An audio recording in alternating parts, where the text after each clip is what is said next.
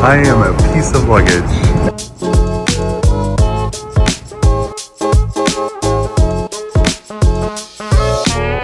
Okay, better. So.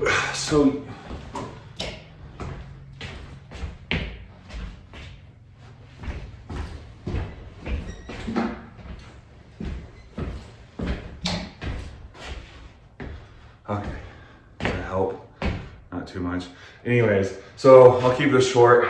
Yesterday was the day I had 2 parishioners reach out to me through either text message or Facebook message and just kind of send me encouraging messages and saying essentially they appreciate that video. So that's cool. No one sent me a thing saying, I hate you. I'm kidding. I never expected someone to do that. I just figured people would just disappear. So yeah, that's all positive. I didn't wake up today completely regretting posting the video. So today's video is gonna be a little more of a traditional vlog. Yesterday I went to Las Vegas to the airport with my daughter to pick up her friend. So you see a little bit of that in the beginning. I'm kind of combining those 2 days. Today I'm going to Teen Challenge. I'm meeting the directors, not just of our local girls program, but Dana and Randy, like the directors of the entire, my understanding, I'm almost positive, that they're the directors for like Teen Challenge for all of Northern California and Nevada. So we're gonna drive down to Lund. It's 7:44. My meeting's not till 10, but I've been wanting to go down Lund and spend some time praying. We're considering it as a possible campus here in the future. Shh, don't tell anyone. We have a couple different cities we're considering as like future campuses. And again, I shouldn't tell you that, so don't repeat that. And so I'm gonna just start going down, like, I'm thinking like once a month going down to Lund. That's got a crazy looking email. Anyways, and just kind of praying and spending a couple hours in the town. And it dawned on me, well, today'd be a great day if I'm already going down there. So I'm gonna go down early, kind of pray a little bit, have my meeting, and then go back. And they're just outside of Lund. They're not in Lund, but they're past Lund. And then, so I drive through it and then spend a little time after the meeting also there, maybe do some studying or whatever. There's a little diner thing there. And yeah, pray about the direction God has for Calvary. We got DOCC, and then what would be a future campus and when. So be praying for that. But again, shh, don't tell anyone, because that's probably a while off. And so, that's just a long future thing. And yeah, so just gonna go. So this is the Lund School that I had no clue was so nice. It reminds me, it's not exactly like, but the way it, like the idea of how it's built reminds me of CART, School Center for Advanced Research and Technology I went to in Clovis, California. It's just the way the buildings are shaped and stuff. Different paint scheme. Yeah, I've never really driven around Lund. We drive through Lund all the time. And it's funny because like there's like a lot of like really nice homes. The school's really nice. You kind of think Lund is just like, there's not a lot there, because from the main street, what's that road go out to? There's a road that goes way out. The main street you drive through, there's basically homes. There's like a Mormon church, and then like a bunch of like rundown like businesses, like they're closed and the buildings are dilapidated. So you just can't get this idea of like, oh, Lund is almost like a ghost town, but not quite. It's like a little farm town. And then they're building some huge company out just on the other side of town. So it's like, oh, what's going on out here? So I realize now from driving around, there's like I think it's got to be like a ranch town or something, because there's lots of very nice homes, a very nice school, and just, it's almost as if like they kind of just let the main street like run down, because they're like, yeah, no, we don't want people to know how nice this place is. So it's like the opposite of like, oh, let's, put out like a nice facade and people think it's nicer than it is. It's almost like the opposite. Like, no, yeah, that all is, and it could just be that there's not enough people living here to keep those businesses going or put a new one in. But then like the people who live here and stuff have nice homes. Here's their field behind me.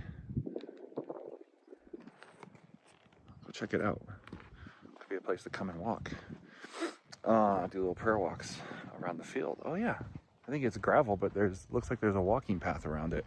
So I love walking schools. I always have. Probably started back when I was in high school and I got into filmmaking, and we'd shoot stuff at the high school, like on the weekends and the summers.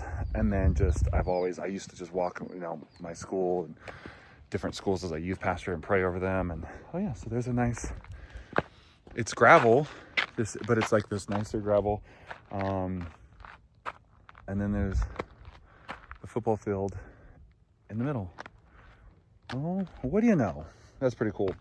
So see, you learn something new every day. So I'm here, like I said, I'm just gonna be praying a little bit over. I was messaging my buddy Doug, and I was like, from a logical point of view, Lund will either be the next or the last campus that we'd ever try to plant, because it's either the next, because it's logical. You've already got like 15 plus people. Well, I think it's closer. It's probably 20 plus now. People who from this area. So you'd already, you start up a little house church, or because I was thinking like, well, I don't know if there's really anywhere in town we could rent to youth. Well, maybe we could rent out a classroom from the school and have services. But yeah, it's basically, you've already got, you do some outreach, and so you do some promotion, and basically day one, you've got like 20 people already out here. Or it's the fact of like, no, it's the last one, because the people who are really wanting and looking for a church already go to your church. And as that's growing, that number is growing. It was like 9 and now it's closer to 20. So as people are hearing about it, they're just all coming up to Ely. I feel bad though. It's almost an hour. Or it's right about an hour drive. So I don't know. That's why I commit to coming out here like once a month and just kind of praying and driving around the town and walking around the town. I'm gonna walk around this field right now, get some exercise in. Yeah. Anyways, I'm gonna walk around this field and kind of pray a little bit and then drive around. I got an hour before my meeting. I don't know how far. It's probably like 15 minutes from here. So I got a little bit of time. I got at least a half hour, if not a good 45 minutes. So yeah, I'm gonna walk around, pray a little bit, and we shall see. I don't know why I said we shall see. It's not like I'm out here to make a decision today. This is not like a right now thing. So that was a weird way to say that. But anyways, I'm gonna pray.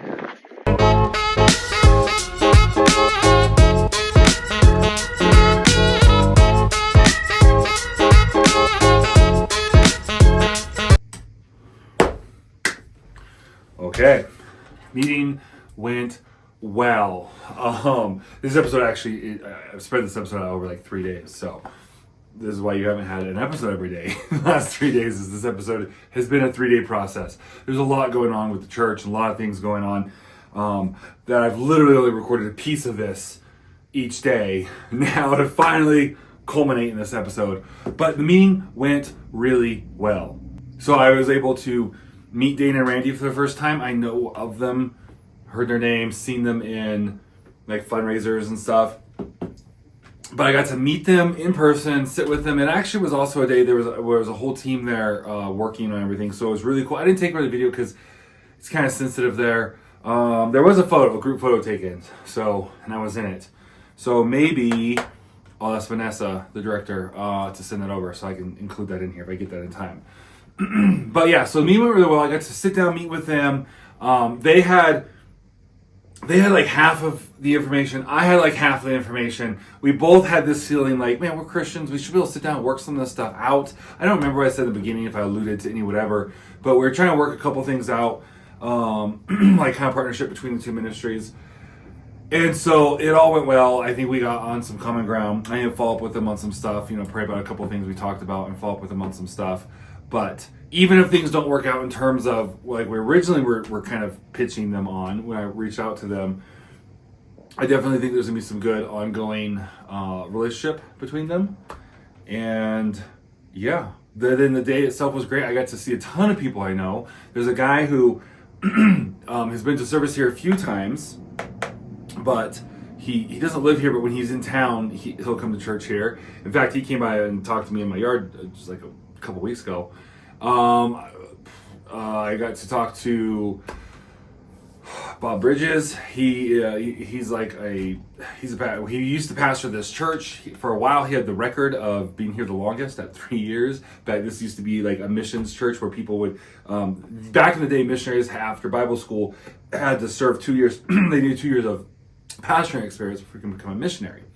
And so they'd come here for 2 years. This was like a location. They'd come here for 2 years, pastor, and then go in the mission field. He was here for 3, and he gave me some more insight into the church and some of the history of the church. So that was really cool. And I've talked to him off and on for, well, almost 3 years now.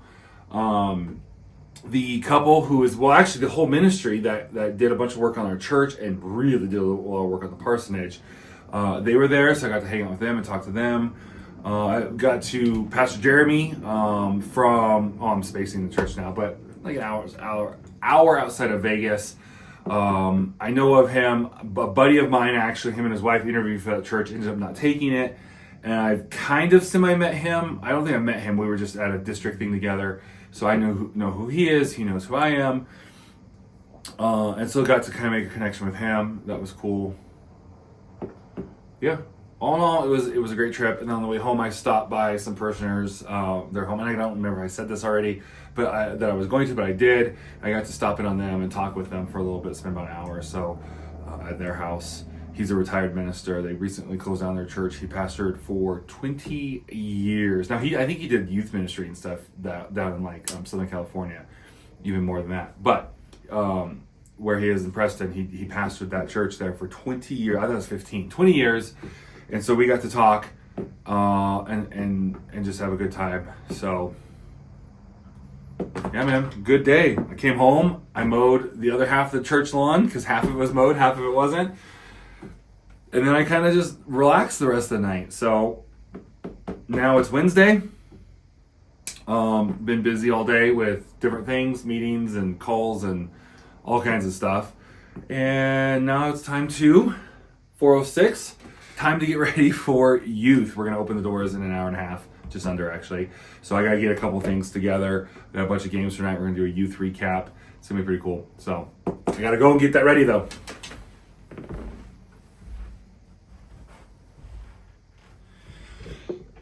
I forgot to say this, but like and subscribe for updates on future videos. If you like my video, I got a lot of feedback on my video. This has been a long time, or I've been putting this off for a long time, that video. There's kind of like a part 2 that I talked about in there called Bipolar Pastor. That is going to be coming out in a day or two. So like and subscribe so you get the notifications.